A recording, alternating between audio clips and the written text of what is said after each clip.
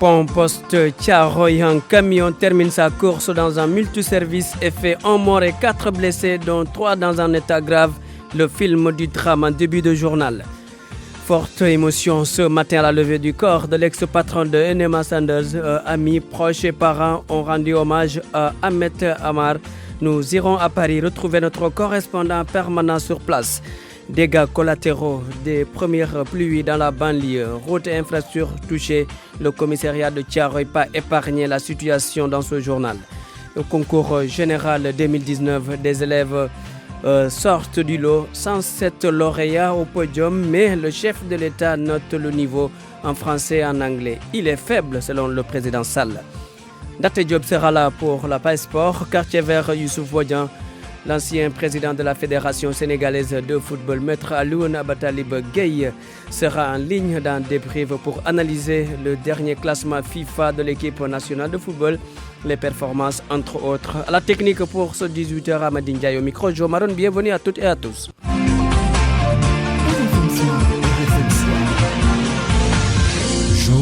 Cet accident sur la route nationale à hauteur du pont de poste Thiaroye à Dakar. Un mort et 4 blessés, dont 3 dans un état grave, ont été donc enregistrés. Un camion a terminé sa course dans un multiservice. Les explications du commandant de la 13e compagnie de la brigade nationale des sapeurs-pompiers, le capitaine Yatma Dieye, interrogé par Ndongoka. Il s'agissait d'un dérapage d'un camion d'une capacité de 17 tonnes transportant du riz qui a terminé sa course sur le côté droit, suivi de heurts au niveau des cantines, occasionnant 5 victimes. Ces 5 victimes ont été dénombrées ainsi. Il y avait 3 urgences absolues, une urgence relative et un corps sans vie. 4 véhicules de secours et d'assistance aux victimes, communément appelés ambulances, un engin d'incendie, un engin de la compagnie sauvetage et déblaiement de la brigade nationale des sapeurs-pompiers ont été déployés sur les lieux pour la prise en charge de ces 5 victimes. Donc les 2 urgences absolues ont été transportées au niveau de l'hôpital principal de Dakar. Une urgence absolue et l'urgence relative ont été transportées au niveau de l'hôpital général de Grand Yoff. Le corps sans vie a été déposé au niveau de la morgue de l'hôpital de Pikine. Cette situation appelle à plus de respect aux normes du code de la route, notamment les excès de vitesse. La situation des conducteurs en conduite, qu'ils soient soit fatigués ou bien, vous m'excusez du terme, que certains conduisent en état d'ébriété avancée. L'hôpital Saint-Antoine de Paris, beaucoup de Sénégalais ont assisté à la levée du corps de l'ex-patron de NMA Sanders. Ils ont tous salué les qualités humaines de Ahmed Amar, mais aussi son engagement pour le développement du Sénégal. Paris, Cheikh Sidou Silla. Malgré la canicule, plusieurs Sénégalais émus et tristes ont assisté à la levée du corps de Ahmed Amar à l'hôpital Saint-Antoine. Tous ont salué ses qualités humaines, mais aussi son engagement pour le développement du Sénégal. Pierre Atepa Goudiaby, membre du club des investisseurs du Sénégal. Amar était un génie du développement, un génie des affaires, un génie de l'industrie, un des plus grands capitaines d'industrie que notre pays ait connu. Donc vous comprendrez bien que c'est pour moi et pour le Sénégal une très grande perte. Ça nous rappelle également que nous venons tous du Tout-Puissant. Et quelle que puisse être notre puissance sur terre, nous devons retourner au Tout-Puissant. L'ambassadeur du Sénégal en France, Bassirou Sène, a présenté les condoléances du chef de l'État et du gouvernement à la famille éplorée. Tous les amis, tous les collaborateurs, tous les parents ici présents et transmettre le message de compassion, de fraternité de Monsieur le Président de la République, de l'ensemble du gouvernement pour la perte de cet être cher, un capitaine d'industrie reconnu pour son humanisme musulman pratiquant, qui était très proche de toute la population, qui était proche des étudiants, qui a fait des œuvres extraordinaires et dans l'ombre. La dépouille de Ahmed Amar arrive cette nuit à bord du vol Air Sénégal. Paris, Cheikh Sidou Silla, RFM. Une femme qui meurt électrocutée au quartier Mbaké-Réouar, une commune de Mbaké. Le drame a eu lieu ce matin après les fortes pluies. Marema Diop. Âgé de 59 ans, Ndaye Ndaw meurt électrocuté sous le regard de sa famille. Son fils Djibi Samb revient sur les faits. Comme je le faisais tous les matins, aujourd'hui je suis allé la saluer pour voir comment elle allait. Quelques minutes après, j'ai entendu des cris. C'était elle qui venait d'être électrocutée. J'ai informé la police, ensuite les sapeurs-pompiers, la Sénélec. Même après leur départ, j'ai remarqué des étincelles au niveau de ce poteau. Quelques membres de sa Sa famille accuse la Sénélec d'être à l'origine du drame. C'est la conséquence des pluies d'hier nuit. Le fil à l'origine de cette tragédie appartient à la Sénélec. C'est une défaillance de leur part. Malgré la douleur, la famille de Ndeye Ndao ne compte pas saisir la justice. Elle dit laisser tout entre les mains de Dieu. Marema Diop, Mbacké, RFM. RFM, la radio de toute l'actualité. Thiaroye Gare, une partie de Tali Diallo déjà sous les eaux. Conséquence, beaucoup de difficultés et les riverains interpellent l'ONAS, l'Office national de l'assainissement du Sénégal. Le commissariat de police de Thiaroye n'est pas épargné de l'eau devant les locaux d'Ongoka. Dongoka que nous aurons certainement avant la fin de ce journal. Il n'a pas plu qu'à Dakar. Selon la météo, c'est la zone centre du pays qui a été arrosée. Environ 30 mm de pluie qui annonce le début de l'hivernage et des pluies fines sont attendues vers l'ouest et des activités orageuses sur la côte. Papungor Ndiaye de l'ANACIM au micro de Georges Detidjo. C'est pratiquement l'ensemble du territoire sénégalais qui a été arrosé par des pluies. Donc, hormis l'axe Saint-Louis et Podor. Les pluies ont commencé depuis hier fin d'après-midi à Matam, donc vers le nord-est du pays, et ont par la suite progressé vers l'intérieur du territoire sénégalais. Donc, c'était des pluies accompagnées d'orages et de vents assez forts. Pratiquement au courant de la nuit, c'est tout le bassin arachidier qui a été arrosé. Donc, les localités de Bambey, de Diourbel, de Kaolack, Kaffrine, Fatick. Et c'est pratiquement tardivement la nuit, vers 4 heures du matin, qu'on a ressenti ces pluies vers Dakar. En gros, les grandes villes du Sénégal ont eu plus de 30 mm qui ont été enregistrés sur les grandes villes du Sénégal. Donc, ce qui correspond en réalité au début d'hivernage, de l'installation des pluies sur une bonne partie du pays, notamment sur les régions centres, où un retard a été noté. Donc, un retard de plus de 10 jours a été noté au niveau de ces localités. Maintenant, en ce qui concerne les prévisions, pour la journée d'aujourd'hui, le ciel restera fortement couvert par des nuages et occasionnera sans doute des pluies fines au courant de la journée vers les localités ouest du pays, donc en Casamance, vers Fatick, Kaolack, Diourbel, Bambey, Dakar, Thiès et Mbour. Maintenant, allant vers la nuit, c'est toujours des activités orageuses qui sont attendues. Donc la nuit, sur les côtes sénégalaises toujours, vers Dakar, Thiès, Mbour, Diourbel, Fatick, Kaolack et au niveau de la Casamance aussi. Retour sur les difficultés causées par les pluies dans la banlieue dakaroise. Thiaroye Gare, une partie de Tali Diallo déjà sous les eaux et d'autres infrastructures sont touchées. Reportage Ndongoka. Aux abords de Tali Diallo, des passants s'offusquent de l'envahissement de cette route par les eaux après les premières précipitations. Parmi eux, une vieille dame qui s'accroche sur un poteau électrique, évitant de se faire suer par les véhicules. Les riverains qui n'ont que leurs yeux pour constater les désagréments ne savent plus quoi faire. Issa Sall, les bas de son pantalon plié, peine à rejoindre l'autre côté de la route.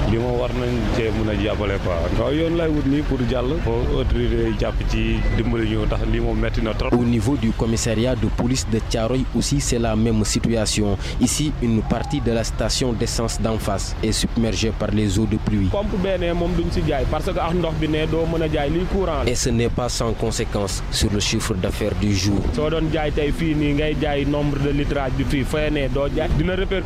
Nongoka Pikine, RFM. Donc, merci. Concours général 2019, le chef de l'État Macky Sall qui a décrié le niveau faible des élèves en français et en anglais. C'était à l'occasion de la remise de 121 distinctions aux 107 lauréats qui ont reçu des ordinateurs portables et des chèques d'argent. Le lycée d'excellence de Diourbel remporte le premier prix avec l'élève Diarisso pour la deuxième fois donc consécutive. La cérémonie a eu lieu en présence de Koumba Sandiane Faye.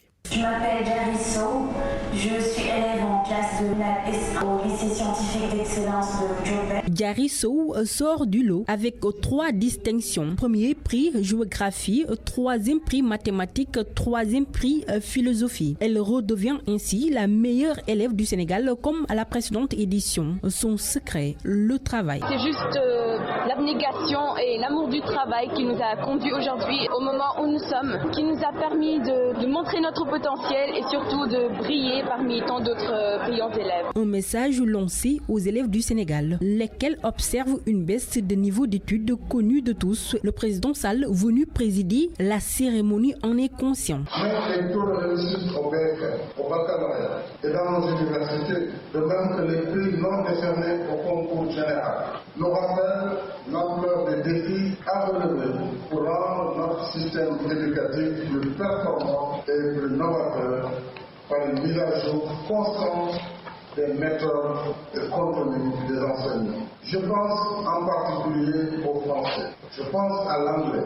J'invite à une réflexion sur cette problématique majeure de notre système éducatif. Gary Sow, un sacré meilleurs élèves du Sénégal parmi les 107 lauréats de l'édition 2019, bénéficie d'une bourse d'études à l'étranger. Après une mention bien au baccalauréat en CRS. Pour cette année, les filles ont encore damé le pion aux garçons. Sur les 2731 candidats, 1489 sont des filles. Des filles à qui le président appelle à se référer au parcours de la marraine de cette édition. Feu Dr Rosien Kunz, qui a été aussi lauréate de ce concours en 1972. RFM Sport. Nate Diop, bonsoir. Bonsoir, Joe Maron. Nate Diop qui parle de lutte avec frappe open press de Modulo, c'est à l'instant aux Parcelles Assainies. Lutte avec frappe, vous l'avez dit, depuis 16h, Modulo ouvre sa séance d'entraînement au public. Le Roc des Parcelles Assainies va communier avec ses fans au terrain à Capes. Il va ensuite apporter la réplique à son adversaire Eumesen qui a fait face à la presse hier.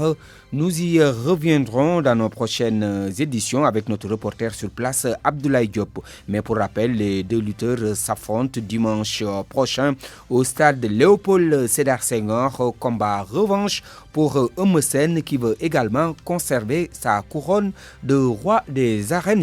On change de discipline. Football, le Sénégal qui intègre le top 20 mondial de football. Vous l'avez dit, le Sénégal dans le top du dernier classement FIFA. Les Lions, toujours premiers en Afrique, ont gagné 2 places au plan mondial. L'Algérie, championne d'Afrique, a gagné 28 places et se classe à la 4e place africaine. Les détails avec Georges de Kidio. La défaite en finale de la CAN 2019 n'a rien changé au classement des Lions.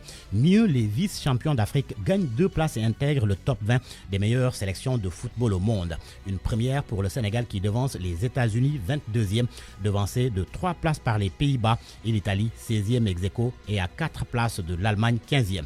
Mais l'ascension la plus fulgurante reste celle de l'Algérie, 40e mondial avec 28 places gagnées. Les champions d'Afrique sont 4e africains derrière le Nigeria 3e avec 12 places gagnées et la Tunisie 2e. Notez également les percées de 2 quarts de finalistes de la dernière CAN.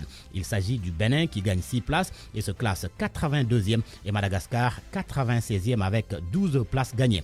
Le classement mondial de la FIFA est dominé par la Belgique. Le Brésil, vainqueur de la dernière Copa América, est 2e. La France, championne du monde en titre, est 3e. Le prochain classement FIFA sera publié le 19 septembre. On reste toujours Nate Diop avec le football pour parler du marché des transferts qui s'emballe à quelques semaines du début des championnats européens. Avec Ousseynou Thioune, international sénégalais de football qui a signé aujourd'hui un contrat de 2 ans avec Chocho, le milieu défensif âgé de 25 ans qui évolue en 3e division espagnole. À Gymnastique Tarragone a été libéré par son club suite à la relégation de l'équipe. Clinton Dji quitte l'Olympique de Marseille pour le Dynamo Moscou.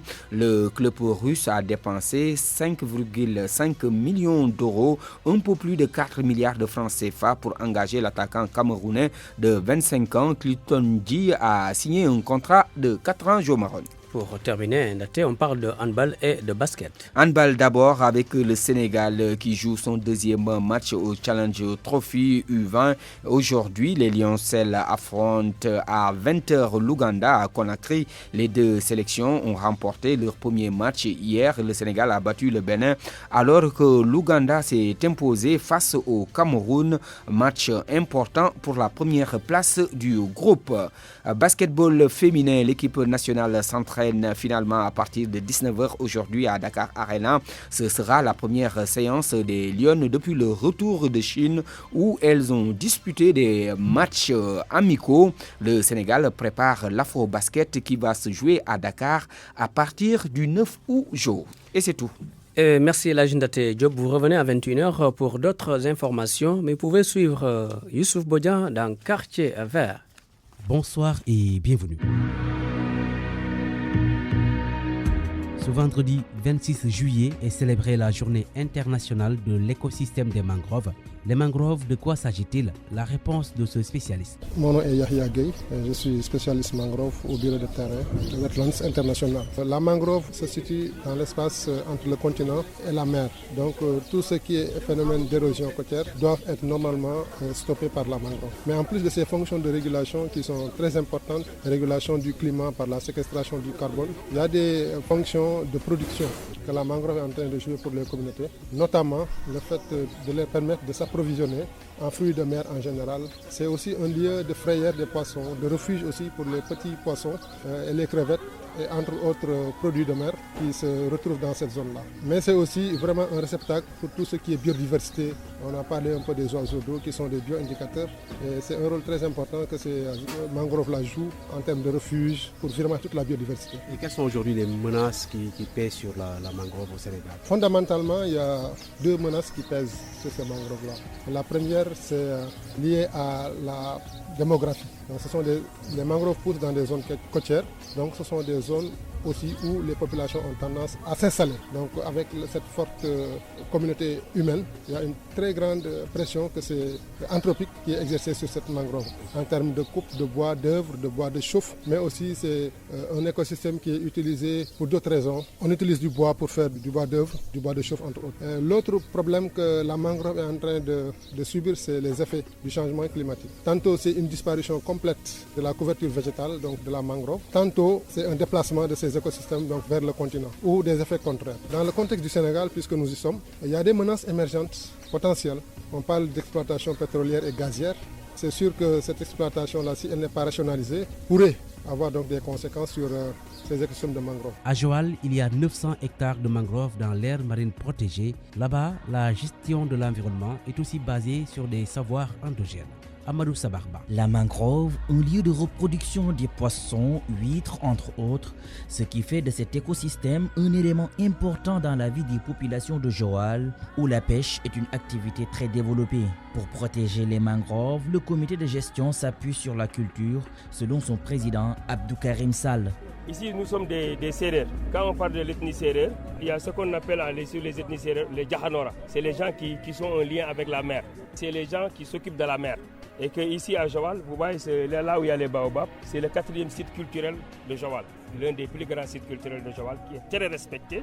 Nous, quand on était jeunes, on nous disait que quand tu coupes la mangrove, la nuit, il y a un génie qui s'appelle Mamangui qui vient récupérer les branches. Et à l'époque, il y avait tellement de maladies, les gens avaient peur qu'on n'a jamais, même à cette heure-ci, on n'osait même pas venir dans la mangrove parce que c'était des mythes où on croyait. C'est à cause de ça que la mangrove de Joal a été très bien protégée. Le site de Joal Fadjoud est une entité gérée par la direction des aires marines protégées. Capitaine Cheikh Tidiane Diagne est le conservateur de l'AMP. Parce qu'en fait, la culture est reconnue comme étant un outil efficace de gestion durable de la ressource. Vous allez en Casamance avec les bois sacrés et cela est valable aussi ici à Joal et ailleurs. Vous voyez par exemple l'île de Fadjoud et l'insularité, la presque insularité de Joal. Vous vous rendez compte que les populations font corps avec la nature. C'est des gens qui vivent à 80% des ressources marines et côtières. Donc ça veut dire tout simplement qu'ils ont ressenti très tôt la nécessité de mettre en place une politique de gestion durable de la ressource. Parce qu'en fait, ils sont liés à ces ressources-là. Si la ressource disparaît, c'est comme si la population était menacée. Au-delà de la conservation, des activités de reboisement sont organisées pour la régénération de la mangrove. Amadou Sabarba, le reboisement de la mangrove, une des activités phares d'Océanium dirigée par Ali Haïdar, l'ancien ministre de l'Environnement, est nommé directeur général de l'Agence sénégalaise de la reforestation de la Grande Muraille Verte. Ainsi se referment les portes de Quartier Vert la semaine prochaine. Même heure, même quartier, même planète.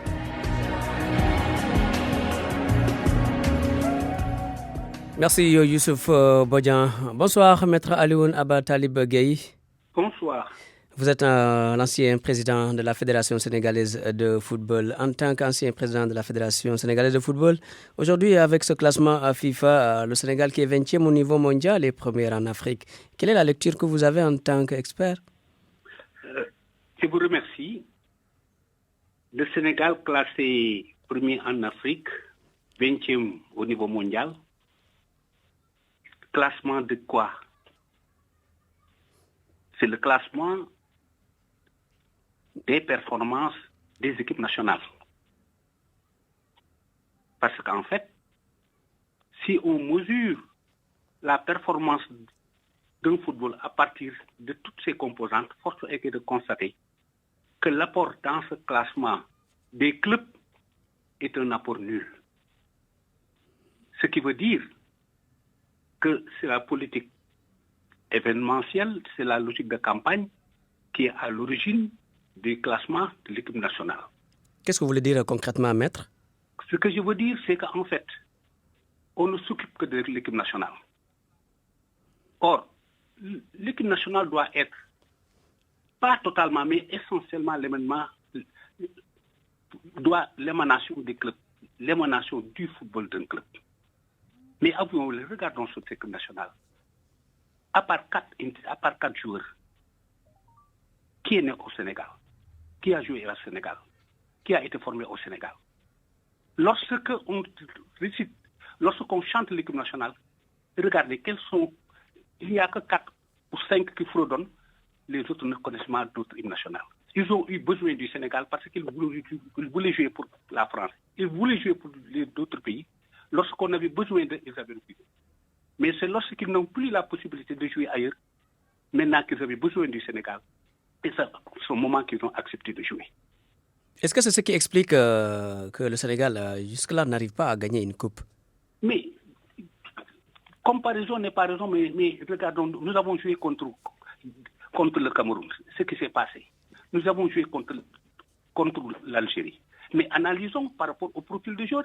Les joueurs algériens ont été formés en Algérie avant de s'expatrier pour certains, mais pour l'essentiel de jouer au niveau des grands clubs, au niveau d'Algérie. Mais nous, au Sénégal, qu'est-ce qui se passe? Quelle est l'équipe ici qui réussit au niveau international à aller au deuxième tour? Dites-le-moi, ça n'existe pas. Donc on se focalise uniquement sur les résultats de l'équipe nationale. Or, les clubs au niveau de l'Afrique, je ne dis même pas au niveau mondial, au niveau de l'Afrique et de la sous-région, ne réussissent même pas à s'imposer. Maître Abatalib, le Sénégal, le football du Sénégal est une pyramide renversée. C'est-à-dire, normalement, la base doit être large et le sommet haut, parce que ça doit sur une logique. Mais vous remarquez qu'en définitive, qu'on ne s'occupe que de l'élite. La base est là, un club sans sponsor, un football sans sponsor, un club sans support télévisionnel pour permettre, n'est-ce pas, aux annonceurs de se manifester. Un sport où il n'y a pas, un football où il n'y a pas les collectivités locales, il n'y a que l'État. Et lorsque je dis l'État, et c'est là où moi je félicite le président Abdoulaye Wade et le président Macky Sall qui ont mis des milliards dans cette équipe. Et d'ailleurs, le président Macky Sall pense qu'il faut auditer déjà cette participation. Oui, mais bien sûr, parce que je dis, cette fédération a eu la chance d'avoir eu le président Abdoulaye Wade et le président Macky Sall qui ont cru au sport, qui ont cru au football, qui ont mis des milliards. Je dis comparaison n'est pas raison. Lorsque moi j'étais président sous le règne d'Abdou Diouf, n'est-ce pas, avec Ibn Ndaw Kébé, on ne nous autorisait que 2 joueurs expatriés qui viennent. On nous disait débrouillez-vous avec les locaux. Et c'était difficile, les problèmes de regroupement et tout cela. Mais eux, ils ont tout ce qu'ils veulent. Honnêtement, parce que si on prend comme repère, n'est-ce pas, 2002, et maintenant, il y a problème. Parce que ce qui était dans les rues, en 2002 et maintenant, ça fait 17 ans. Beaucoup ont 16, 17 ans, donc ils ne connaissent pas l'équipe de 2002. Ils ne savent pas ce qu'il y a. Lorsqu'on apprécie, on ne doit pas uniquement apprécier à partir de maintenant. Il faut voir tout le cursus depuis 2002, ce qui s'est passé, pour voir si nous avançons fondamentalement, si par rapport à tous ces résultats, notre football a évolué. Je dis qu'un football où les centres de formation dominent ce football, c'est l'exception sénégalaise. Il n'y a qu'au Sénégal que les centres de formation jouent dans l'élite, devancent l'équipe et vont tuer le football local parce qu'en définitive, les clubs traditionnels vont disparaître. Nous l'avons constaté à Teungueth FC qui renonce à sa participation à la Coupe de la CAF faute de moyens. C'est acceptable ça? Mais bien sûr, c'est ça. N'est-ce pas? Je pense bien que mon confrère ne m'en voudrait pas, Augustin, parce qu'en ce moment, combien sont partis au niveau de la fédération pour assister à la finale? Et cet argent devait servir aux clubs. Mais les clubs sont exempts. Ils n'ont même pas les moyens de se payer pour aller au niveau africain et on leur demande des résultats. Mais il faut qu'on soit sérieux. On a bien audité, mais il faut auditer le football sénégalais. Voilà. N'est-ce pas? Qu'on sache que ce n'est pas uniquement les équipes nationales.